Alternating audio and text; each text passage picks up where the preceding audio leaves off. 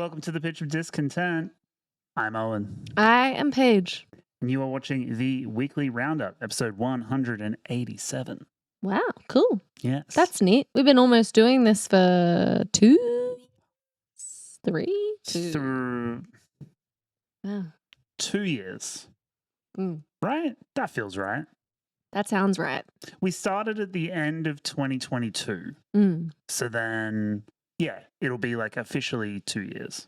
Yeah, cool. That's wild. Actually, no. 3. Yeah, okay. Yeah, right. No. I don't know. Time. It's a motherfucker. Good. Anyway. We've got a bang and crop of alternative tunes for this week. But before we do that, we have some notes at the top of the show, like we always do. Paige, yours just says Beyoncé. So, oh yeah. What are you preaching about I today? just wanted to take some time to obviously thank the Patreons and our subscribers. Patreons? Isn't it patrons? Sorry. I believe patrons is the plural. That's what I'm rolling with. Yes, it is. You're right. But we can call them Patreons. That's something different. We can actually do whatever we want. We can. Because I also just kicked our dog under the table by accident, to clarify. Baby. He was chewing a stick on my foot. Anyway, point is, I am so grateful to our listeners, viewers, loyal friends of the show. But the ride or dies, the day ones. I am most grateful to Beyoncé. And why is that?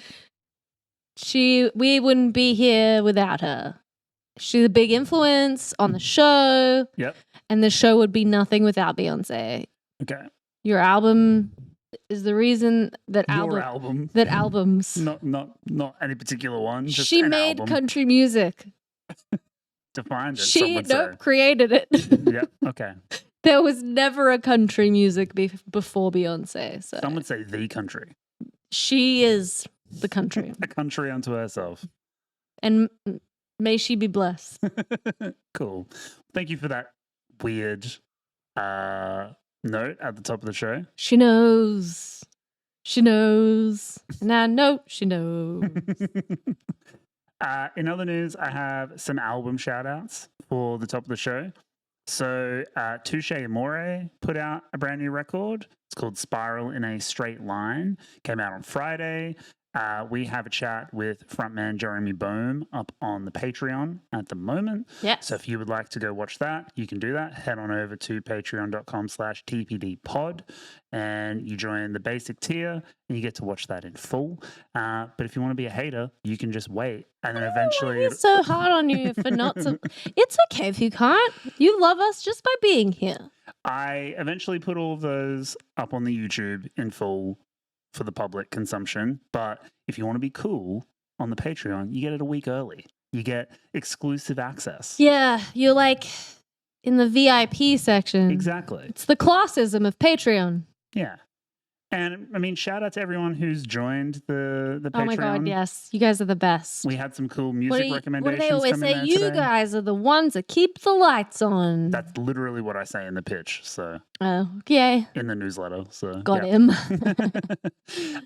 In other news, there is a new record from Chat Pile. Oh, yeah, I saw that. It's called Cool World. It's really sick. I would say it's not as bleak as God's Country, which was their debut LP, but still really, really cool. Just noisy, heavy, abrasive, weird. I do love that, like you say, not as bleak, but still cool, because it's like, don't worry, even though it's less bleak, it's still cool. Yeah, still depressing, just less so. And I know that's because we, as your hosts, know what you like, and it is the bleakness, let's be real. Yeah, I also shared something to the pod Instagram where they made a joke at their own expense that they released their record on the same day that Korn released a record 30 years ago. And they're like, we didn't plan on this, but it happened. Fitting, I guess. It's very fitting. And I made the joke Corn Pile. Corn Pile. That they made. So good for them. Neat. And then if you're in the mood for post-punk, which I almost always am. I can't think of a time I'm not. Maybe a funeral. Depends on the funeral. Depends on the funeral, yeah. I have 2 records for you if you're into that. So there's a new record from Chain Cult called Harm Reduction, which is really sick. And then another one that I was listening to today while I was prepping notes for this very episode is a record by Docile Bodies, and it's called Light Will Come Your Way. Yeah. I have the acronym here, but then I forgot what the acronym stood for. So, yeah, I believe that's the title of the record. Future me will fact check this. But go listen to those 2 very, I would say, like complementary post-punk albums. You could listen to them back to back, and it would be a very good like double feature. So, Yeah, cool. but yeah, there's a couple of records to shout out at the top of the show. Should we get into the main show? What was that record Dad wanted us to talk about? The one that was at that country blues fest thing that he went to. Yes. Little Quirks. Little Quirks. Hey, there we go. We got it. Shout out to Alan. Shout out to, what was that album they released? I believe it is a self-titled album. Let me just pull up my Spotify here. Yes, it is a self-titled album, and it came out last month, 20th of September. Cool. No, it's cool. I compared it to that fictional band from Daisy and the Six. And the Six, which is a fictional version of Fleetwood Mac. Yeah, and I feel like if you're into Fleetwood Mac or fictional representations of Fleetwood Mac, you'll fuck with Little Quirks. If you like this, you like this. But no, it was really, really cool. And it was just like cool, like indie folk with a little bit of like 70s, like classic rock kind of stuff like thrown in. For sure. You know, lots of, women representation in the band, and they look pretty, and they've got a fucking cool kind of thing going on. Apparently their live show was insane. Yeah. Because my 2 parents thought they were the shit. Not one parent, 2 parents. And they called me, and then because he assumed that I didn't write it down or take any notice, he went to have a bitch the next day. He was like, she doesn't listen to anything I say anyway. Classic Al. And I was like, actually, I'll have you know, I did listen. And I bet you don't even listen to this fucking episode. Well, look, I listened. Thanks. I sought him out. I listened. I thought it was cool. So happy to shout it out at the top of the show. I'm sorry that we brought you in between our weird family feud that we have now. It's over you. Should we get into the main show? I think so. Let's do it.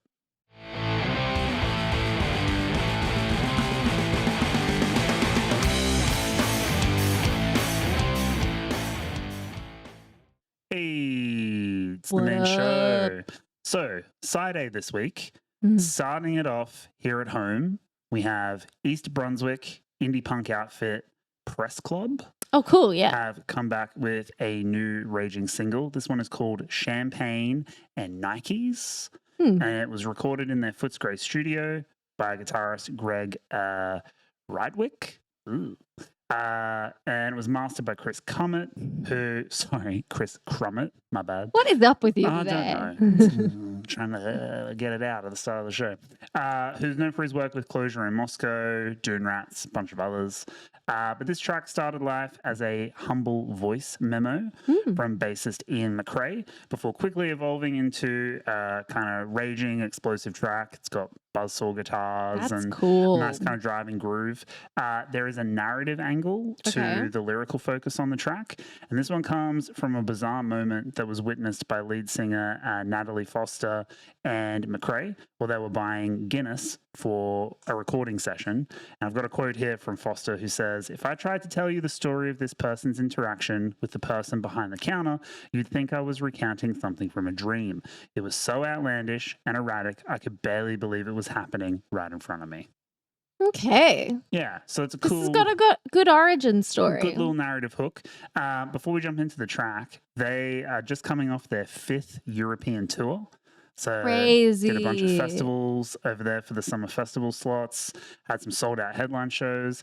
And now that they're back in Australia, they are supporting Grinspoon on a 45-date national tour. What? It's fucking crazy. I didn't realize Grinspoon still toured. They do, and apparently they play 45 shows. Give me a Grinspoon song. Because all I can think of right now is Hoobastank songs. Fucking why? I don't know. Just give me a Grinspoon song. I need to hear them. Okay, off the top of my head, I have Hard Act to Follow, which is Yeah, like a hard act to follow. Isn't that Jet? which is like not one of the like most well-known Grinspoon songs, but it's just the one that leapt to my mind. But there's plenty of others. How does it go? Don't. Don't put me on the spot. This is your fault, not I thought mine. that was Jet. I'm kind of drawing a blank at like popular Grinspoon songs here, but let me just pull it up. Chemical Heart, Oh, can't get started. Just Ace, Lose Chemical Control, heart. Champion. This is just like what is still on the radio in Central Queensland today. Yeah, All day today. Everyone in Central Queensland is like, what the fuck? How do they not know Grinspoon songs? And early 2000s R&B music. Like, put on Hot FM and you're back home again, baby. All right, well, Bonafide's a shot to shit at not being able to recall Grinspoon songs. Yeah, I don't know. I just like it wasn't. That blanked on me. And I like Grinspoon. Yeah, me too. I'm not un-Australian. Anyway, that's going to be a sick tour for them supporting Grinspoon. I'm sure they're going to play this one in the live set. But would you like to hear the song? I would. Okay, well, let's do that. This is Press Club, Champagne and Nikes. Let's do it.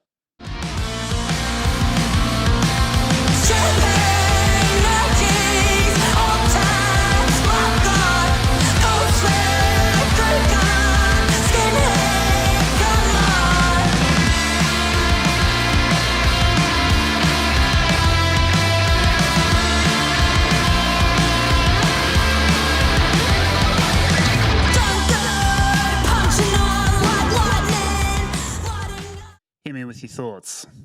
They sound like if the Truck Stoppers and Little Elvis Jones grew up and were still a band, you know?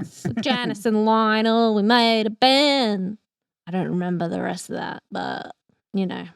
Truck Stoppers and Little Elvis Jones. You make this reference with every band that has like a Any distinct, indie Australian band. like Yeah. a distinct Australian accent. Because that's what I hope for those characters, okay? I hope that they've gone on to live wonderful and joyful lives. Yes. I've got the lyrics up and I wanted to kind of read through them to see if we could pass exactly what happened here. So we know that they were presumably a bottle-o Yeah. getting Guinness to go For back to sure. the studio. So the lyrics... Weird choice of drink to record. Because you could like... A dark ale? Because it's good at room temperature and you can sip on it for a long time. Yeah, by sleepy. Okay, here's the lyric. Staring at the counter, saying some shit about the color of coals and the shape of it. He said, give me something that starts with H. I thought, it's got to be a piss take. Then the chorus, champagne, Nikes, old tats, my God, cold sweat, crew cut, skinhead, come on. And then the next like kind of verse is like, don't go punching on like lightning, lighting up is everything, so light that you can't see me because I forgot your name. I feel like there was some kind of skinhead guy at the bottle who was like, Gross. trying to... White supremacy is disgusting. It was trying to like, I don't know, arc up at the guy at the bottle-o about something, but it's not entirely clear what exactly. And then they didn't punch on or they did punch on? Maybe. Or they were like, cooler heads prevailed. I feel like this happened in the morning too, because... That's weird. You should only see Nazis at night. Yeah. I don't know why. I just don't like that they're out in the day. They should be ashamed of themselves. Well, there's a bit at the end where she's talking about like outrage, raging in the morning. So I think like the bizarre nature of the interaction is that they were like at a bottle-o early in the morning, probably like as soon as it opened. Yeah. And there's like a guy just like losing his mind in the bottle-o. And they're like, really, bud? Like at fucking 10:30 in the morning? What's going on? Welcome to Melbourne lately for some fucking reason. Anyway, track is great. Bassline rocks. There's a fun little solo at the back end there, which I think is quite nice. Yeah, it's cool. It just sounds like Press Club. Sounds dope. Yeah, it's definitely sick. It's a good ease back in, I think. Yes. Right? Yes. Let's move on to something a little bit different. We have some news from Tokyo death metalers Kruelty. Yeah, hell So they were here earlier this year supporting Gatecreeper. They were. We went to that show. It was sick. It was dope. They have now signed to Closed Casket Activities, and they are dropping a new 12-inch EP. This one is called Profane Usurpation. Great title. I don't know what that means. Well, to usurp is to like Yes. take someone's stuff. To take someone's stuff? Yes. Isn't it like specifically their like claim to some sort of throne or ownership? It's like their position. Yeah, you like you're usurp. a captain of a. Yeah. No, right. please go on. I don't know. He's gonna make fun of me. That one's coming out on November 22nd, and it follows their 2023 Taylor Young produced LP Untopia. We definitely featured that on the show. We did. Good LP. So 4-track EP further advances their core influences, which include Finnish death metal and mosh heavy 90s metallic hardcore. Two things that they synthesize incredibly well. They do, yeah. And it's lots of fun. That's so true. It is a lot of fun. It's just riffs you can mosh to. Yeah. Or sit in your room and play video games too. That also works. I've got a quote here from primary songwriter, guitarist, and vocalist Zuma, who says, quote, death metal, grindcore, hardcore, and punk, all existing in one record, is an ideal form of any old school heavy music fan. A what form? An ideal form. There you go. You got it. Good. I said it right the first time. I'm doing the podcast thing where like no one is allowed to say shit wrong without being made fun of. I mean, that's just like I'm sorry. growing up in Australia. Did and you making say I puns. peel? Fuck you. Let's have a listen to the title track from the EP. This is Kruelty, Profane Usurpation. Okay, let's do this.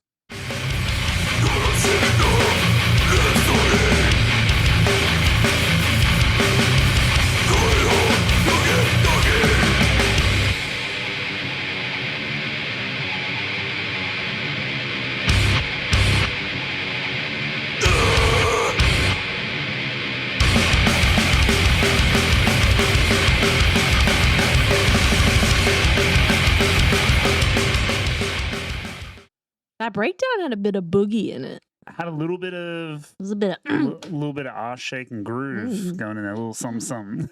a little shimmy to it. Look, it's pretty much what I've come to expect from Kruelty. Good riffage, very like caustic vocals. The heavy shit hits. yes. They just know how to like move from like pattern to pattern and passage to passage really well. This jogging music. Yeah, it's good. This is what I lose weight to. But you don't need to lose weight because you look beautiful. That was the correct answer. You passed. Thank you. It's close. Let's move on to something local. I have a track from Meanjin, Brisbane heavy hitters Apate. Have you ever seen these guys or heard these guys? Yes? Yes. Cool. Paige has seen. Now you know. They have come through with, I would say, a surprising new single based Sure. on their previous output. It's through the Human Warfare label, and it follows a previous track that came out in June called Glass Cathedral. This one is definitely the most interesting of the new stuff that they've put out. It's called Black Noise, and it features, quote, a unique blend of nu metal, grunge, and industrial music of the late 90s with an early 2000s modern metalcore twist. So if they're gonna do like an album cover shoot for this, it's gonna be at like a cement mix place, right? Like industrial style. But then they'll be in, I'm gonna go with like big stretches but emo fringe. So that's how we're getting in our like, you know. Yeah, maybe like a Deftones hoodie, Yes, something like that, to kind of like nailing tie in it. all the aesthetic. But also a Black Dahlia murder on the drum kit, Sure, right? why not? Because that it's bringing it all together. Tick all those boxes. I actually saw that Black Dahlia Murder playing main support for a Knock Loose show in the US somewhere, which I think is dope. That's so insane. yeah, Why I would are go they to that always all the way over there? show. Nothing's ever happening here. So in terms of Apate, they have been on the touring circuit for the last 5 years, but they're back in the studio, and I believe Glass Cathedral and Black Noise are hints at a new release and project that they're working on. No further details at this time, but I'm sure stuff is forthcoming. Give it. But I saw a lot of people reacting to this one, and it was definitely a surprise for me in terms of what I remember them sounding like, how they were live, and the progression that they've taken. So it's cool. I wanted to feature it on the show. This is Apate, Black Noise. Okay, let's do it.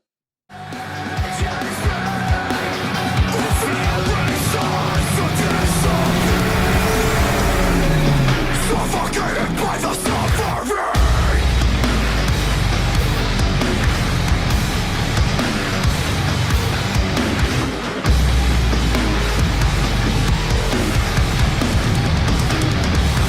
And now you're gone. Tell me where things went wrong. All right, give me your immediate thoughts. I like how this like Deftones resurgence is kind of inspiring a lot of artists Yes. to make like a Deftones-esque vibe. Mm-hmm. And then I like what they've done where they've then also paired it with that very like late 2010s, like double layered vocaling, like harmonized vocaling and super reverby, but like that like shiny produced vocal sound from that time. It's like the opposite of what you expect from the tonality of the instruments. Like you expect like a Chino vocal. Yeah. You know, like I like it. It's a really cool subversion. It's an interesting thing because like we've talked about it on the show before, like this Deftones kind of resurgence that's happening with like a lot of the younger kids. But it is almost like a cyclic thing because I remember like in the early 2010s, the big thing was to talk about like grunge gaze, which was like all of the post-hardcore bands were like, you know, throwing it back to like late 90s stuff and leaning on grunge and then pairing it with like the post-hardcore sound. Thanks, Guitar Hero. And then in like, you know, like the late 2010s, like pre-COVID, you had bands like Loathe who were coming out and doing stuff very similar to this where it was like heavy, but then they had very like atmospheric production that had the Chino-esque vocals and stuff. Yeah. And then that's almost kind of taken on another it's like evolution kind of gone again. back around. And it's kind of like dovetailing back into itself. But yeah, I just think it's a cool song. I think the chorus is like super catchy. Yeah, for sure. And then it just like drops into like some admittedly pretty heavy stuff. It's just like a cool kind of thing. It took me by surprise when I first heard it. I was like, oh. It seems like an amalgamation of things that you wouldn't maybe on paper expect to work. I didn't expect those things from them. Yeah. So I think that was the more surprising thing. I've definitely heard other bands do this kind of sound, but I wasn't expecting it from them. And then the execution is beautiful. So I was like, oh, okay. Cool, tight. Cool, tight. And that's what we think about that. Indeed. I have a new band on my radar this week. This one hails from Sheffield in the UK. Miss Sheffield. I have in my notes like a pause and then I've just put Paige accent because like I knew that you would do some kind of accent, but instead you just did a character from The Nanny. So good stupider, job. Arguably way more dumb. I knew you would do something dumb, so it's in there. You're welcome. Give me a beat, I'll take it. The band is called Hidden Mothers and they are billed as a progressive post-hardcore outfit. They are dropping their debut album and it's called Erosion/Evulsion and it is coming out through Church Road Records on the 29th of November. Amazing. So basically anytime I see Church Road on something, I'm going to check it out because they have an incredible roster. So that was the cosign that I needed. They don't have a lot of material to their name. They have one single that came out pre-COVID in 2019, and then they did a 3-track self-titled EP in 2020. So they've been working on this record presumably for like 3 or 4 years at this point. Cool. But they've already done sold-out shows in the UK. They did a performance at Arctangent, which is like the big like prog festival in the UK. So they're doing pretty well off the back of not having much released. But I imagine that this record is really going to kind of cement that for them. This track is very surprising. It goes in a bunch of different directions, Okay. but I think you will enjoy it. So that's why it's here. Okay. I'm keen. This is Hidden Mother's Violet Sun. Sure. My mind makes promises of a violet sun that hits my morning break, of a roaring silence drowning out the noise, the secret truths that grapples with a void, the day that I will finally learn the way. It's a long one, but a good one. But a good one. What did you think about that? I loved it. It came in real hot with like, I would say, maybe because I'm wearing this shirt, but like a very Alexis on Fire, like heavy intro. Almost even like heavier. It's like a proper like churning breakdown kind of thing, but it lasts for like 30 Ages. seconds and then it just like expands The open. guitar is so full bodied, Mm. both tracks, like really like you can hear some of the like low end scraping in some sections Yep. there, which is such an interesting choice to keep, but I liked it a lot. It was really cool. Vocally, I think it's gorgeous. And I was saying to you off mic that it reminds me of Dustin from From Thrice, Yeah. which, you know, like I know they're from Sheffield, so obviously they're from the UK and Thrice are So they're not. probably best friends. You were also comparing it to, I already did just now before. Yeah. Yes. On mic. yeah, Alexis on Fire. Thanks for bringing that up again. You're welcome. I think also, yes, you could hear like, I thought a very Wade-esque type, like guttural but throaty That scream. very like gravelly, kind Yeah. of throaty, almost like country Whiskey folk burnt. kind of vocal. Like you're fucking up your vocal cords kind of vocal. But it works so well over like these real kind of like ambient, uplifting kind Really of cool. passages. Yeah. And then at the very end, those like gang vocals that Yeah. kind of like end up kind of closing out the track has almost like a Yes. gospel kind of quality It to it. does a little bit. I mean, they were billed as like a progressive post-hardcore band, and that's kind of encapsulated in the song. Exactly what that sounds like. Very much so. Yeah, you guys are nerds, but in a good way. Yeah. And we see you. I think it's gorgeous. It's awesome. yeah. It's incredible. I'm very, very excited to hear the rest of the record. Yeah, me too, for sure. This will be, I like it's crazy drop for the end of the year, to be honest. Yeah, there's a bunch of stuff still yet to come out. And I mean, like, I'll admit, I've kind of solidified my album of the year list at this point. It'll be very hard to shake them off. I've but- just only listened to Bill Murray, so I don't know what else I can really dive into. Final track for Side A this week. I'm going to keep things post-hardcore. We featured a song from Seminole, New Jersey post-hardcore outfit Armor for Sleep We did. back in July. There's a track called In Another Dream. We loved it, thought it was great. They have now followed that up with a new single, and this one is through independent New York-based label Equal Vision Records, who the band were originally signed with when they started, so big full circle moment To for their them. roots. Yes, this one is titled What a Beautiful World, and it's my favorite of the two tracks that they put out this year. Really, I really liked the last one. The last one was great. This one's even better. I have a quote Really from cool. frontman Ben Jorgensen, who says, "What a Beautiful World is a song about examining toxic relationships we often find ourselves in and how hard it can be to free ourselves from situations that we know ultimately are unhealthy for us. At the same time, the song is about looking back at those relationships and still appreciating the good parts." Which I think is a fairly relatable, mature kind of thing to go through.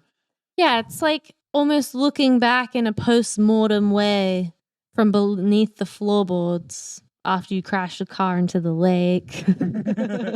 Are you doing a car underwater reference here? Yeah, that's Yeah, my very favorite good. album. There's also a little hint at the very, very end of the press release that I received for this that says, "Stay tuned for more music from Armor for Sleep being released over the next several months," which You gonna drip feed us? I can tell you sounds awfully like a new album forthcoming to me. So I want it now. we'll see about that. Do you want to hear the track? Yes, please. Okay. This is Armor for Sleep. What a Beautiful World. Let's do it. Staring at the shadows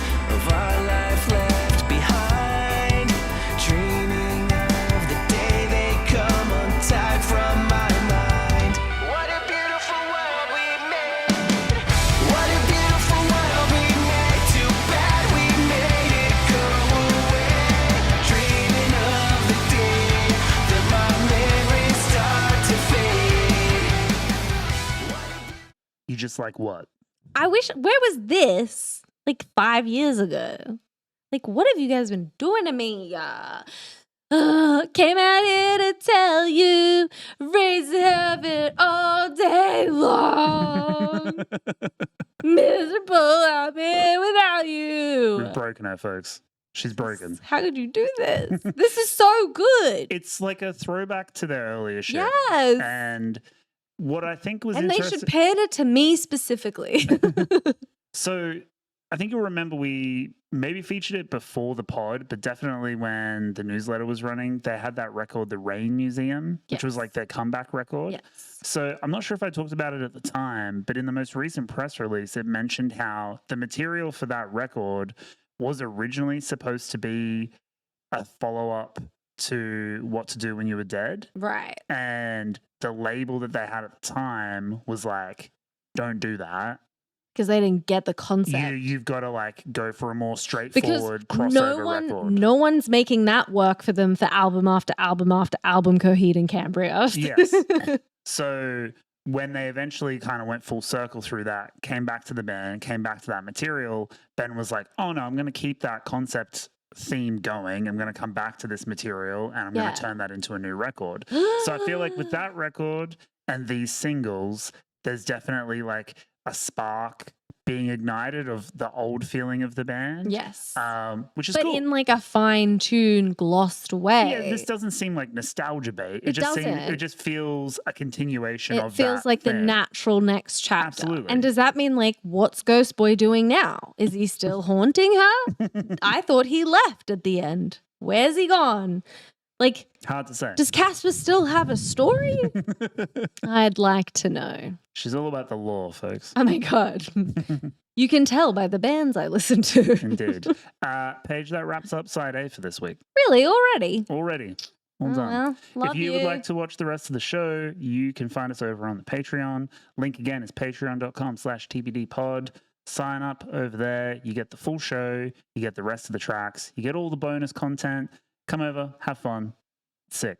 Yeah, for sure. And don't send me poems.